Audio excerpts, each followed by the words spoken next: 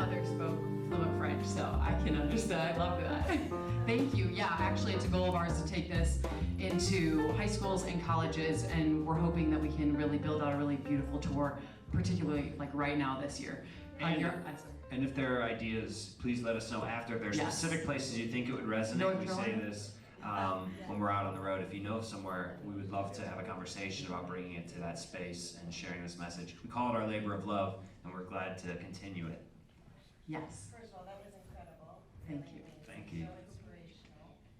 Did you, I thought at some point you were creating music based on the writings. Did you create lyrics from all the car writings? Yeah, you know, the thing that was, so as an artist, you know, you always are thinking about the specificity of the writing, right? So you had all these messages that were happening, and it was, you know, and one of the things I think about is the song 1 Mile. And I think that it was somebody had written, you know, that on the car somewhere that on the front of the car, it said "Together we rise." Yes, and that unity was within the community. And so we felt like those two things were like, okay, that was really inspiring. But what we were, you know, as an artist, you're also a sponge. You're taking in you're hearing what they're saying. You're hearing night after night, okay, yeah, this is where it's happening. And okay, it's happening in this way. And we didn't imagine that these people would come together in this way, but this is how they speak their language in the South or in the North or in the West or in the East. And so we were using all that to kind of channel our energy into a song, and that song was 1 Mile. It came at a time that was,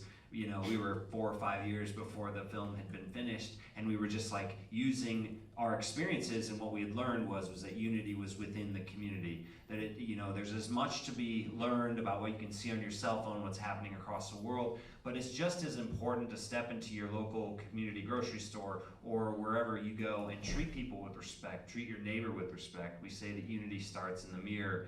It starts then from the mirror to the kitchen table, and then from the kitchen table in the house, and then from the house to the street, and then from the street to the community, the city, the state, so on and all the way up. And it was trying to write songs inspired by that, and we think that the album Mayflies was all about looking at these little things in life that can change our perspective, and we hope that that would kind of tapped on that a little bit. Thank you for your question. Yeah, that's a great one. Who else has a burning question? I saw some hands. Oh, you're, okay, well, okay, right next to you, then I'll do you. Yes? Where's your car now? Is it on display somewhere? Oh, she said, where's the car now? Is it on display somewhere? Great question. So it got auctioned off, and then somebody who is a big fan of ours, they ended up buying it, and then we donated all that money into the Children's Hospital, as you saw, and they stored the car in North Carolina. Yeah, in Hayesville, North Carolina, for the last 8 years. Now, this film dropped all throughout North America on October 6th of last year. And they saw the film, they loved the film, they called us. They're like, hey guys, so we love the film, we're telling everybody in North Carolina to watch this. And also, we have kept the car in a very safe place for 8 years. If you would like, come and see it. We're like, no way, we're gonna be passing through on tour. We literally saw it for the first time. I like got chills, I started like crying, I got so emotional. And then that moment they're like, hey, by the way, we'd love to, like, if you want it, sell it to you for $1 so you can have it back, so you can bring it into art museums and different places to create an entire Unity exhibit. And we're like, what? And he was like, I was like, I don't PTSD. know. He's like, that thing barely drives. Like, we have a lot of history with this I was car. like, yes, I have $1. I want to buy it back. I mean, it looks good, but there was a lot wrong with this thing that was There's out still there a lot. that you saw in the film. And but we also say at any of at all the screenings that we do have this dream of bringing. As you can see, we are very independent. DIY. We traveled here in our Dodge Caravan. Yes. We came down from Upland Hills, Detroit, Michigan, where our last screening. Well, we went LA, Detroit, you know, Arkansas, so forth, here. whatever it is, Minor International details. Terminal at Chicago, at the O'Hare Airport, wherever we are. But anyways, what we're saying is that we've been on this journey with the film, and we'd like to bring it into galleries and like do art displays and do really interesting displays of the car. But we have not yet mustered the human resources that we need to make that happen. So if somebody has an idea, once again, and you have maybe a connection or a vision of how we can bring this, we'd like to move the car forward, but we also know that financially It's a big commitment. It can be done, but it has to be done thoughtfully through the help of community, which is ultimately what the film is about, and maybe that's how it comes back. Well, funny thing, I have ideas. It is another election year, obviously. It's getting raucous, as if it wasn't already for the last, decade. But the car itself, so this is like one of the last bits. So you see all the thousands of signatures. But after 8 years of sitting in like a private garage, like I would say about 60% of the signatures have kind of faded off. And we learned something that the black Sharpies actually fade faster than the oil-based. So now we have oil-based Sharpies. So there are some ideas that I have. I don't know if you'd be interested in those, but maybe we can talk about this after the show, or we can talk about it in person, or what are we thinking? What are we thinking? We'll get in the Dodge Caravan. But should we discuss? But those are great questions. So it's in our possession now. It's actually staying right now in a barn in Indiana. Our dear friends have a barn. They're like, oh my gosh, we can't just have the Unity car be outside because we're homeless. We don't have a house. We don't have a garage. So we're like, what do we do with this thing? So yeah, it's setting up well for an art exhibit. Any other burning questions? The two gentlemen who spoke, where are they based? Yeah.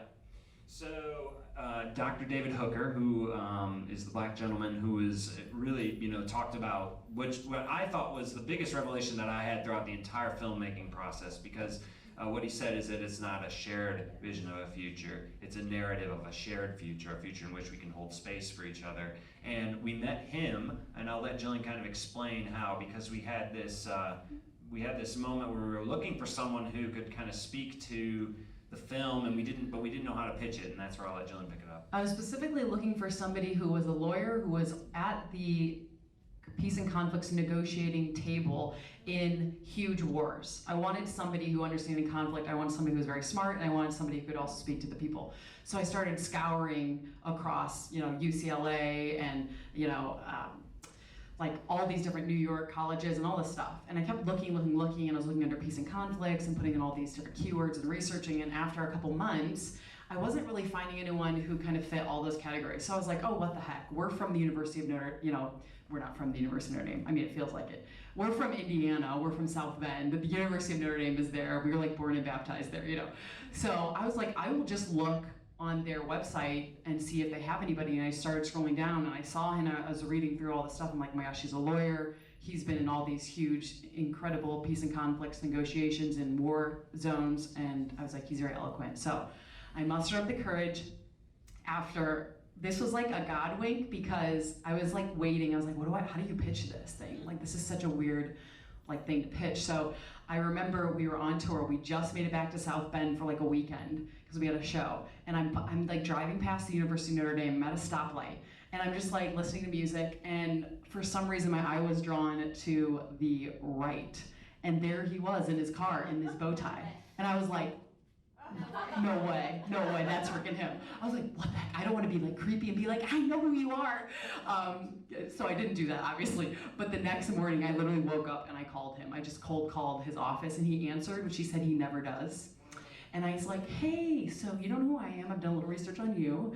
My name's Jillian. This is what we're doing. And we would really love to have a voice on this film that can really speak towards like being on the ground and building unity. And he's like, okay. He's so chill. He's like, okay.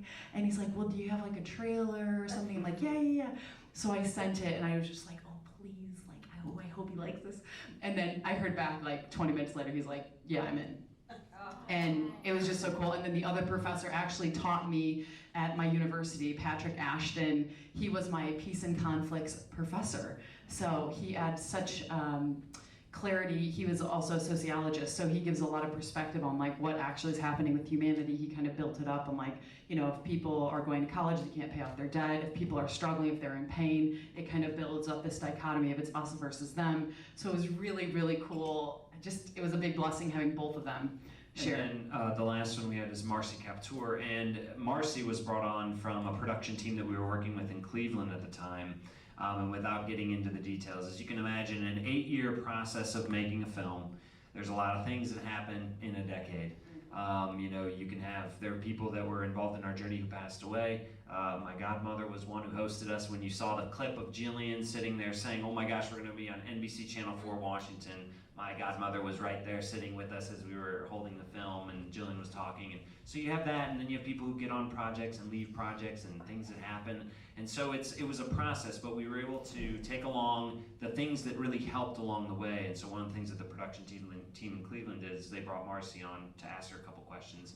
And I thought it was really interesting how she was able to add some elements of what she sees and how she sees that people can participate. Well, she's the longest serving congresswoman in America. And I think she did a really good job from that kind of political perspective without getting real. We tried to stay very apolitical in the film. Obviously, we wanted to give some context, but stay very down the center. So, any other questions?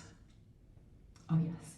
First, I had a comment that in the education realm, perhaps there's someone that can lead you into, and maybe it's pro bono, someone that's young that wants to get on board with this, that could help grant writing for, I don't know. I just feel like there's something there to educate, but also, continue your path. And then the shallow question is, how did you fit all your wardrobe changes in what is not a van or an RV, but Yeah. Can everybody hear okay, or do you want me to repeat that real quick? Okay, so she said, first idea was, hey, I think there could be like a grant writer, somebody who helps get some more money so you can continue on with this. I think it's very important, which is a great idea. And the second thing she said, shallow question. She's like, how did you fit all the wardrobe changes into such a small 27 square foot vehicle? And you can see that green bag is actually probably where most wardrobes were stored throughout the tour. We did like a rolling effect, so like you roll all your clothes up. But here's the biggest secret. You had hats, you had shoes. Oh yeah, girl. That takes space. It did. The hats are actually all in a hat bucket. That was a circle. But the rest of the clothes, what I did, and what both of us did, is on the road, because we were going in and out of so many communities, we would go thrifting. We would pick up new outfits and drop off the other outfits. Okay. So we were keeping a brand new wardrobe going, because we would donate and then get something new, donate. But you didn't want to say things. We still do that. I thrifted this. I don't know, did you thrift that suit? Yeah? Yeah, you did. And those shoes, that was a score. His shoes were a score. That's unity and Yeah. Environment, we were always. And it actually kind of ties in. So one thing that we learned on this journey that was really another kind of revelation that we had was that, I think that so much of this film is made from the generosity of others. There's so much generosity in this film. And I think that what we learned, though, is going into making this film, you always think of generosity as being a financial commitment, right? So somebody is generous because they donated X amount of dollars, that makes them a generous person. But I wanted to challenge that in myself, being what I learned was that generosity can actually come in many forms. That not only, there can be financial generosity, and we can't give disproportionate weight to that. I mean, it's important, but there's also emotional generosity. There's also people who are just stepping into the scene and saying, we were at a Planet Fitness at Tuesday morning, whatever it was, and somebody would knock on the window and they would just intercept us in our energy, and they would just, that generosity of time, or generosity of thought. And so there was so much generosity that we learned along the way, and we hope that, I think that what's important, carrying this forward into teaching spaces and into those continued spaces, is that what we find and what we want to encourage people of all walks of life, whether you be 10 years old or 95 years old, wherever you're on that spectrum, that you have to continue to put yourself out, because there are great people out there. And if we continue to close up, if we continue to close off the rest of the world, you're not going to know the generosity that some people may have waiting for you. It's just that you have to open yourself up to that. And I think that was a process that changed my life. And it really made me further understand what it means to be generous, and also to be more attuned with how people's language is within that, right? So somebody may be speaking in a certain way, and I have to I'm trying to understand what is it that they're trying, because it may not be clear to me, but it's like those are the things that I think you see in the film, that people are trying, at our core, good people are in this world trying to make a better plan. We just don't know how to connect with each other. We have to continue to do it, and we hope we can through grant writing and other things, and taking this film forward into the future. Something real quick that I want to piggyback off of this is this concept of generosity. So obviously we all know we live in some of the most divided times that all of us have ever seen. And I think that a country that is divided is easily manipulated and easily controlled. And so one of the biggest things I'm always focusing on is a lot of us who are really angry or we're upset, we've had a lot of pain in our lives, and then often we can project that pain on, well, it's those people that I should hate for causing me this pain, whether it's a party or whether it's a group of people or an ethnic group that we can just put, well, these people, I hate them, and this makes me feel better to be mad at them. But something that I want to wrap into this generosity of spirit. So let's say, you were raised on a certain party, let's say, whatever, pick a party, and your whole family's at party, and you've been bred, especially in the last 10 years, to really hate the other party. But something that I find to be fascinating is this concept of generosity of spirit. So to pull ourselves out of these feedback loops and to realize that we all bleed red, we're all Americans here. And it's really important to look inside ourselves and go deep and have generosity of empathy and compassion for people who are suffering. And noticing that there's a lot of people suffering and how can I actually assist, even if it's someone that I've been bred to hate or dislike, or I disagree with them with a fervent vigor, whatever it is. But I think it's very important for us to really dig deep in ourselves and to learn to, one, respect who we are, and also in doing that to forgive ourselves for whatever grievances we've done, and then forgive people around us, but really just show more empathy and care and consideration. So I think that actually all pours from this generosity of spirit that you're talking about. Yeah. I saw a hand up there. Yes, no, you with the glasses, yeah. First, thank you for this. This is amazing, and really appreciate Thanks for coming. the message that you guys are sharing. So, really great and meaningful. Couple questions. The first one is, when you started your journey, did you know you wanted to make a film, or did that come later? And then in the film, as you hop and see on the map, Yeah. The spaghetti. well, yeah, I'm like, okay, was that efficient? Was that like, is it true that you literally just went where things took you and people took you, Yeah. for space and generosity and all those things? Okay, Yeah, thank you. no, for sure. So that it's a Great great question, questions. because actually, just to tie into like what's happening in the next 2 weeks. So we're here. We just screened in Michigan, and then we were Detroit, and then we were here. And our next screening, logically, is Malibu, California. So life never works the way you think it's going to work. And my favorite story touching on that specifically was that we were in LA at the time, and somebody reached out in Chicago and was like, oh, I hear you guys are making this film. Don't know where you are, but we have this great opportunity. We want to fly you wherever you are and come perform. And we're like, we're in LA and we're supposed to be flying to Hawaii. And we're like, we send them information. We're like, we're supposed to fly from LA to Hawaii. And they're like, oh yeah, we'll just fly you in and then we'll just fly you back to LA. And then and it was like, so we're in LA and we're gonna go to Hawaii via Chicago.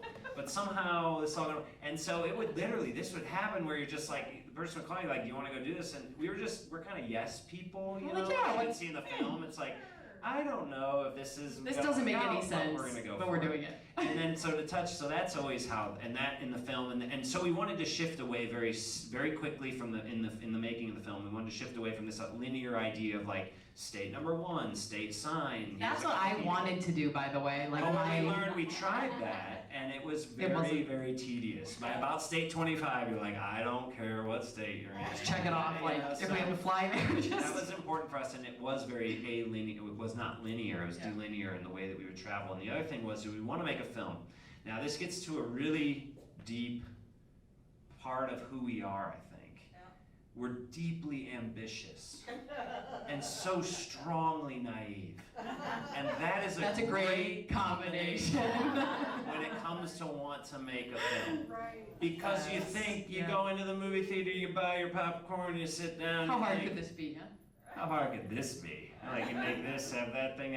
Yeah, well, 10 8 years, 8 years later, 8 years. we're standing here, barely. And We're alive. we learned so much in the process. So we did set out from New York saying, we are going to film this. We think we can make a film, but at that time we thought maybe a YouTube short. We thought we'd just Wow. like make a little, make a doc, Yeah. drop it on YouTube, Right. show it to our fans, say la vie. Well, God had other plans. And It was so- like, And a lot of that, without getting into the details of the 8-year thing, it was like we would shove this thing away, and it would be like, I am done, with that, and then something would happen where somebody would be like, hey, I saw a little something, it's moving, I think you should just keep going with it. And so there was this guy that we met early in the process, his name was Bob, he lived in Cleveland, Ohio, and he saw us after we played at the Rock and Roll Hall of Fame, and he was Everybody like, needs a good Bob in their life, by the everybody needs way. a Bob in their life.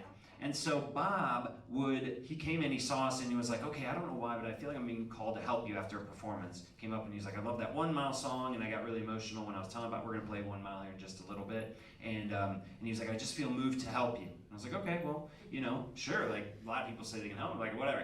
But Bob ended up being this person who I thought he was gonna like do a lot of the editing, because that's, if anybody is in film or knows about film, it's all about the editing. Oh, yeah, so I the thought Bob editor. was an editor. He wasn't an editor. Bob never picked up anything when it came to like helping with the making of the film.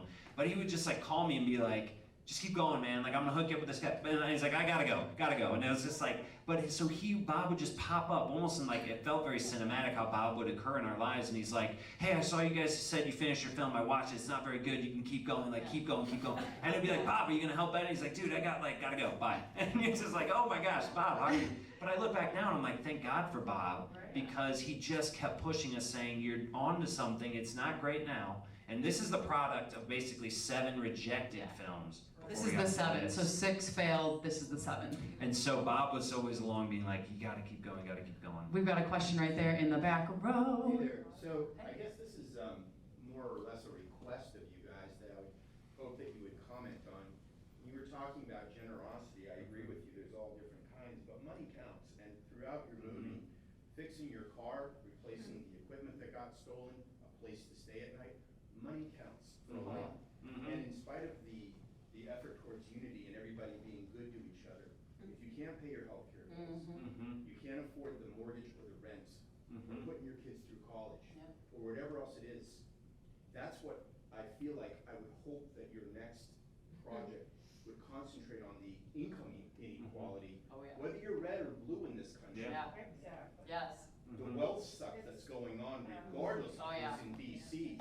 Let's I'm go. wondering if there's a level of control above that's corporate or whatever, and they want you fighting red, and they want you fighting blue, and you forget where all the money's going in the process.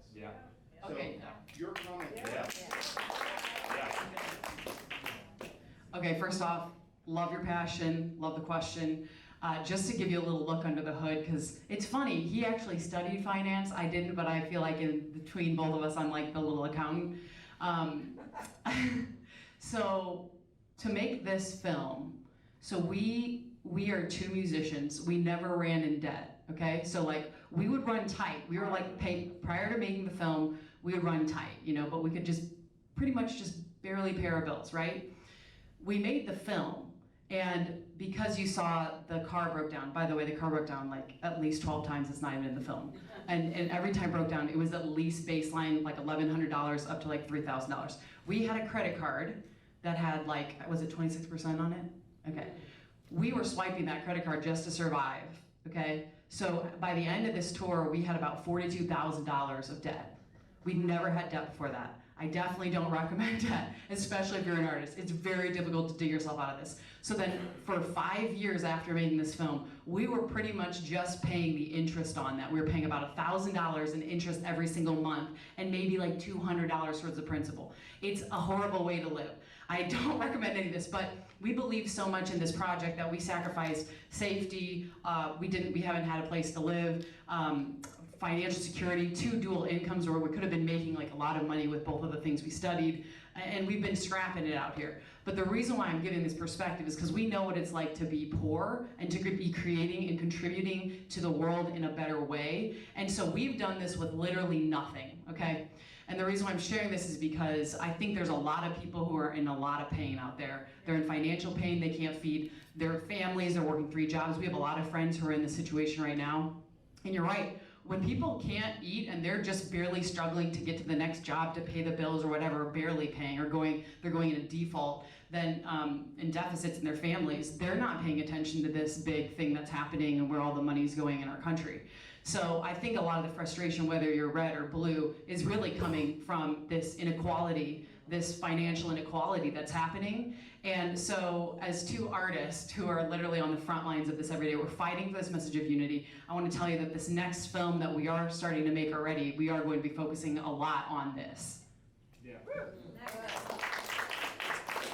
Yeah, and one of the things that I wanted to say too is that I think that, you know, when you actually look at what you're saying about like monetary policy and how this is all working, because that is touching a little bit into what I studied and, you know, getting into that. I think that number one, that is a big issue of what we're taking.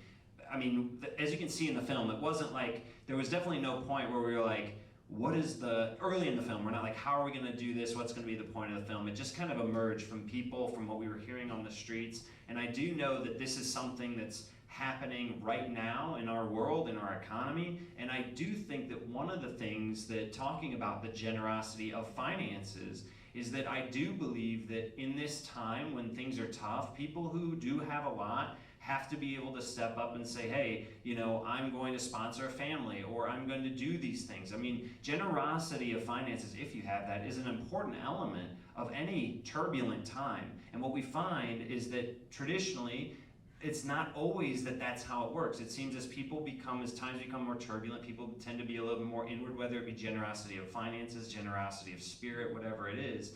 And so I think that we're living through a time where people have to continue to support the causes that they're really passionate about, whether it be the arts or things like that, or making films, or whatever it is that can actually, I think, move the hearts of the people. You have to continue to support each other. And I do think that we're living through a time where this theme of what you're talking about is becoming very relevant. And one of the things that I was talking about recently with our host family, the D. Molinas, and thank you for having us and for putting this on. They're like the all-stars around here.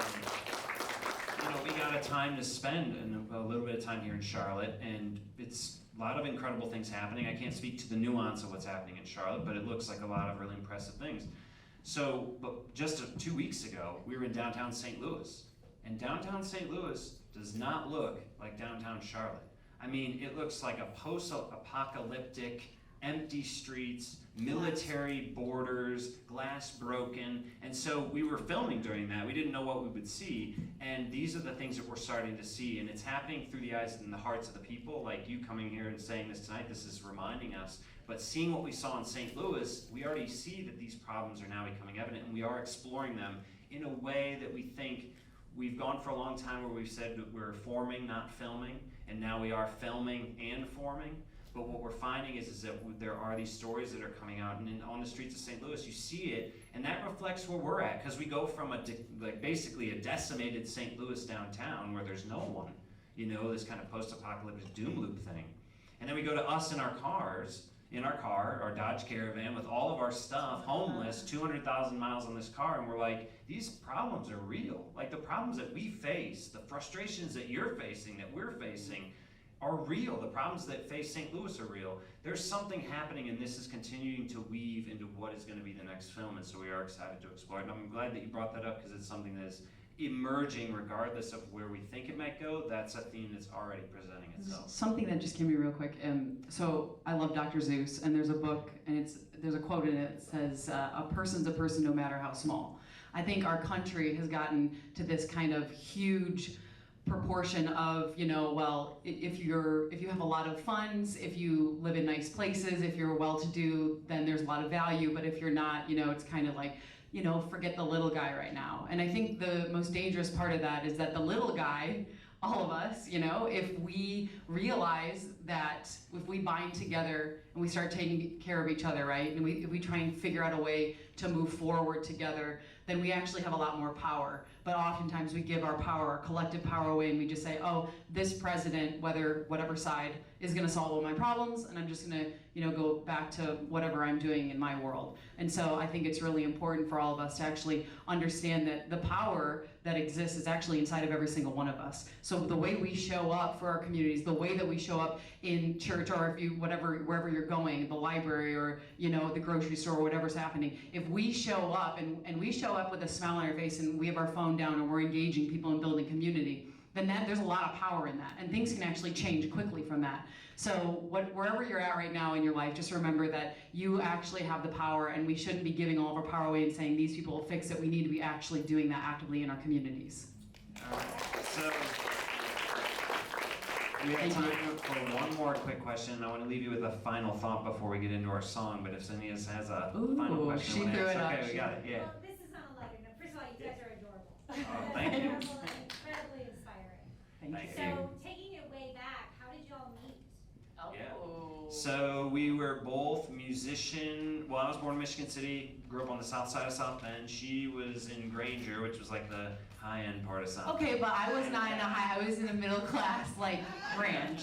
Let's It was get, like the and I was a county. he was a And county so- boy though, that's a whole and different so we story met out at a there. place called Marion High School on the south side because we were both musician golfers. I was lucky enough to grow up on a municipal golf course where I paid very little to practice and was able to. Wasn't it like $3 for us to like practice at It was Studebaker? an amazing. And so we both met because we were musician golfers at a very small Catholic school on the south side. And our art teacher, who we interviewed for this film but didn't end up making it in because of timing constraints. But what she brought us together and said, you guys have to write this song together. And that really kind of changed our lives. Without getting into the extreme details on that, it really changed our lives just spending that time together writing this song. I was attracted to her, she wasn't attracted I to me. wasn't not completely attracted. He I kind of didn't- made me nervous. I didn't have. No, you made me nervous because you were so in your head and I was like, what is he thinking? He's not saying much. And I was like, how do I deal with you? But then we hung out one day and I was like, we talked for like 5 hours and I was like, okay, he's cool. Yeah, so that's how we met. And the final thought that I wanted to leave you with, Ben, is I'm gonna let Jillian kind of elaborate on this as I get my guitar and tune up. Well, first of all, I want to say thank you. The last thing I want to say too is that when you look at this film, and what I think is really important to walk away with is that this film, what I believe is at the core of it, is what's called civic engagement. And civic engagement is this. You may know it in some context, but I'm going to explain it to you like this. So let's just say Jillian and I are driving in cars. She's coming this way and I'm coming this way. And a tree falls in the middle of the street, right?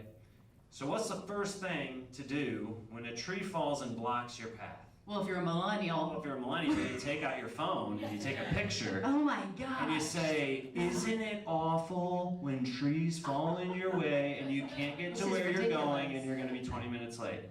Right? You post it, you get 1 million likes. We're like, You yeah, look this, up- this stinks. Oh, sorry. She's the hype person, like, all right, gotta go. So you look out your window after that 1 million likes and the tree's still there. Nothing's changed, right? Feels a little bit like what we're going through.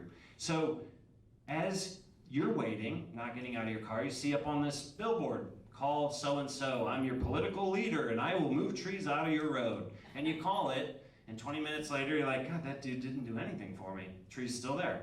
Call the cops are too busy. We went through this in our journey. They can only respond to violent crimes. They're not gonna move the tree, sorry. Call the police, call the fire department. They're busy, they're taking care of fires, right? So as you're going through all your options, the cars are backing up and backing up and backing up. By the 100th car that backs up behind you, they're pissed. They don't even know why they're angry. They're just honking on their horn. They just want to go. They're just like, I don't know why I'm so angry, but I'm just pissed because we're not going anywhere. That's extremism, right? So extremism is at an all-time high because civic engagement is an all-time low. What civic engagement is looking around in the car you're in and saying, oh, there's a doorknob right here. I'm gonna pull it. Pull the doorknob, you step out of the car. Now you're like, I feel empowered. I feel like I can do something now. I go and I remove a piece of the tree. And all of a sudden I see there's 100 people behind me that want to move the tree, and there's 100 people on the other side that want to move the tree. And all of a sudden I say, hey everybody, let's get out of our cars, let's move the tree.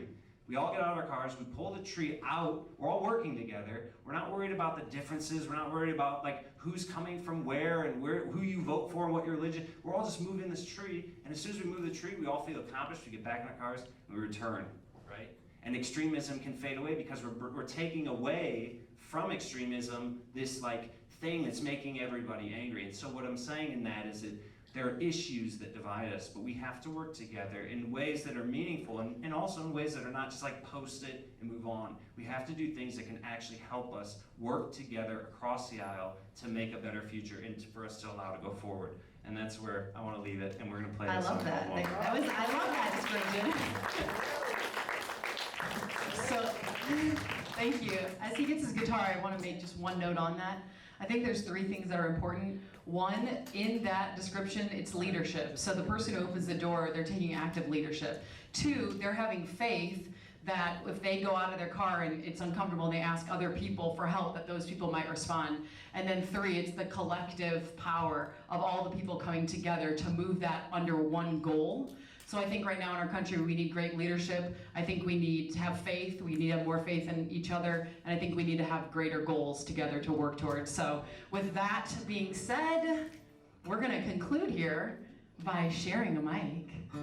And we're gonna play a song that you saw in here during the break-in called 1 Mile.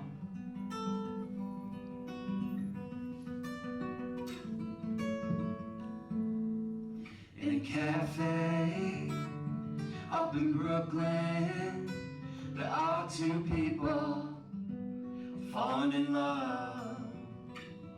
Up the street there, about a mile away, there are 2 people shooting up.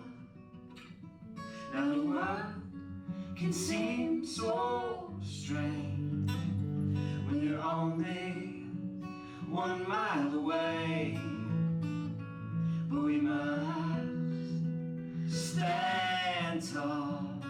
Together we rise, apart we fall.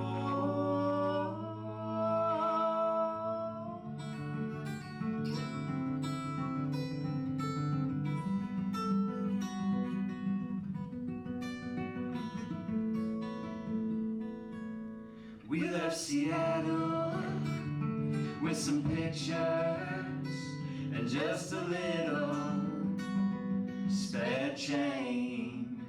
And we got to Portland, and there were some crooks there who broke into our car and stole it away.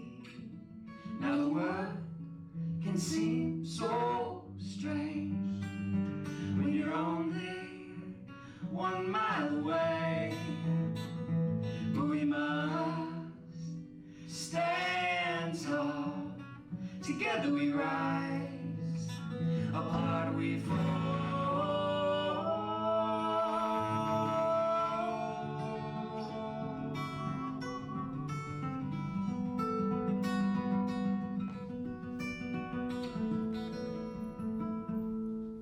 Fall asleep, my dear, with the winds of Santa Fe. I run my fingers through your hair as the curtains sway. And 1 mile down, they're pulling guns and raids on our brothers who don't look the same. And the world can seem so strange when you're only 1 mile away, but we must stand tall. Together we rise, apart we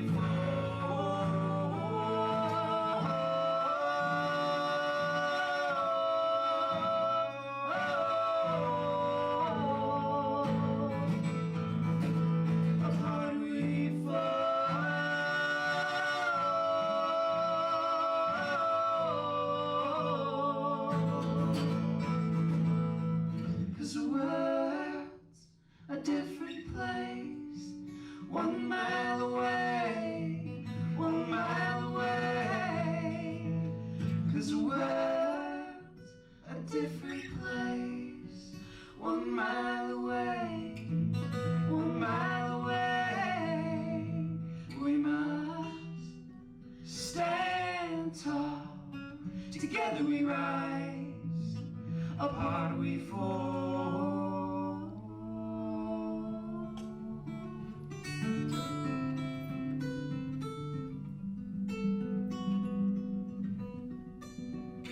Apart we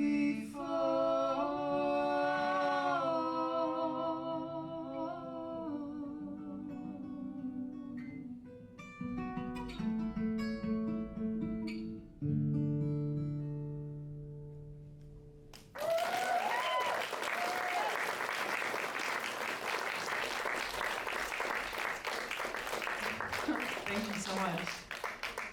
This final song we're gonna do for you today is a song called Paradise, and it happens to play during one of my favorite parts of the film. This is the part of the film where we are disgruntled and tired and saggy and all the things, and we're sitting in the Unity car and we're like, oh my gosh, how are we going to announce to the public that we have to cancel the show? And we get a knock on the door, on my window, and this sweet guy named DeLorean, he's like, hey, what's the deal with your car? And he changed the whole energy for us. And so, once again, thanks for being with us. This is our last song, and we're gonna be by the merch table after if you have more questions or if you need a hug or whatever. We'll see you out there. One last question. Yeah. Where do we leave the cash or the Venmo? Oh, thank you. Oh my gosh, thank you. She said, where do we leave the cash or the Venmo? You can leave it, you can meet me at the merch table. We also have Venmo over there, and we have some merchandise for sale too. And if you do want to help support this mission, feel free to pray for us. We could use prayers because we're on the front lines every day. Money is great, so we appreciate that. And also, if you give us a review on IMDb, that does help. We just found out today that we have a lot of people who come to these because they go on there and see the reviews. So thank you so much. This is Paradise. Well, I'm wasting all my time chasing down all these lies. I hope to give it up before time slips away. 'Cause life is a funny thing, it rolls in that ocean breeze, rise with the morning sun, sleeps well at night. Oh, what a sight to see.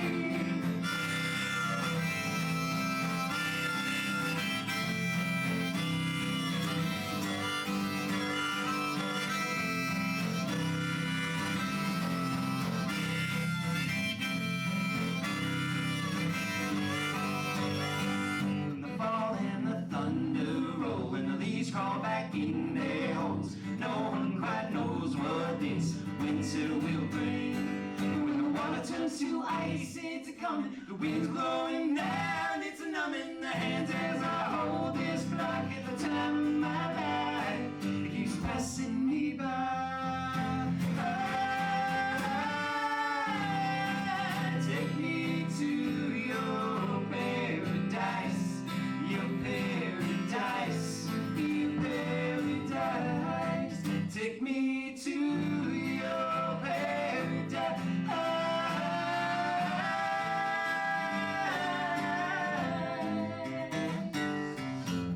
Your paradise.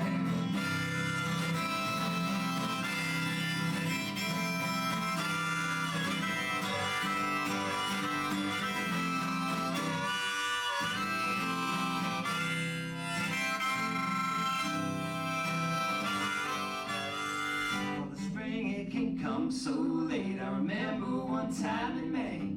It snowed with skies of gray, but no one spoke a word. 'Cause the summer wind rolls in that light, and we're sitting by that fireside. Don't rush, just take your time, and time and day. And for goodness sake,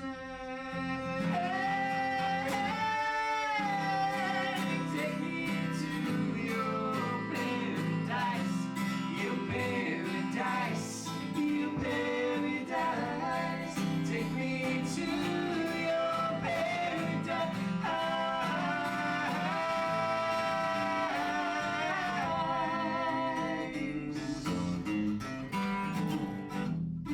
And just like the seasons come and go, we can't just stay.